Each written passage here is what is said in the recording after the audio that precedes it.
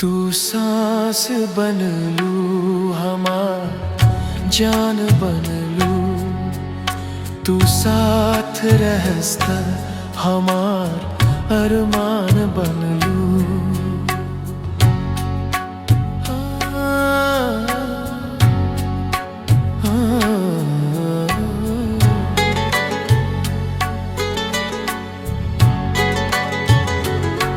हल्का हल्का मुस्कैली मन मोर पिघल गइल, तोर आँखिन में चमकी जैसे चाँद निकल गइल। तू सांस बन लू हमार जान बन लू।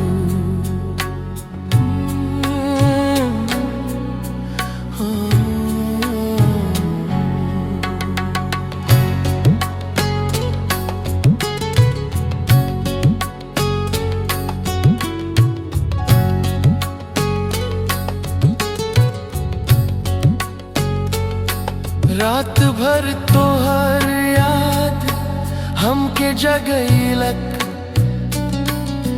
दिल के हर धड़कन तोरे नाम लगेलक।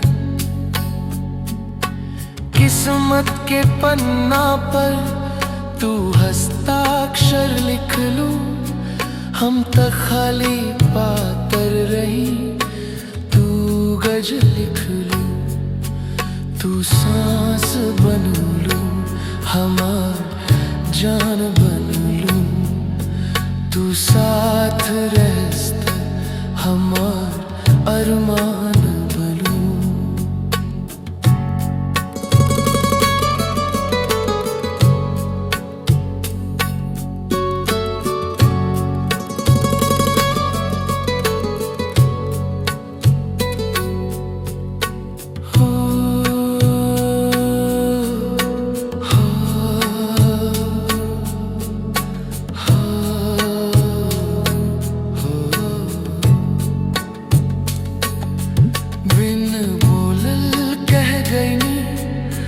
तोरे नयनवा धड़कन सुनतानी अपन चितवनवा,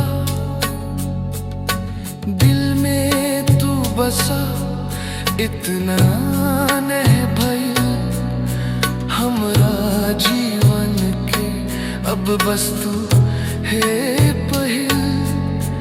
तू सांस बन लू हमार जान बन लू, तू साथ रहस्ता हमार अरमान बन लू।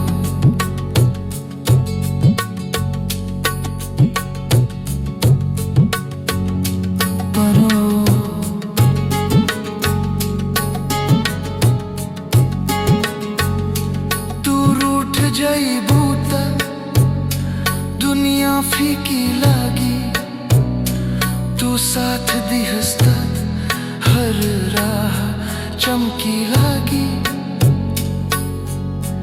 ए जान तो हर सहारा हम कैसे छोड़ब जान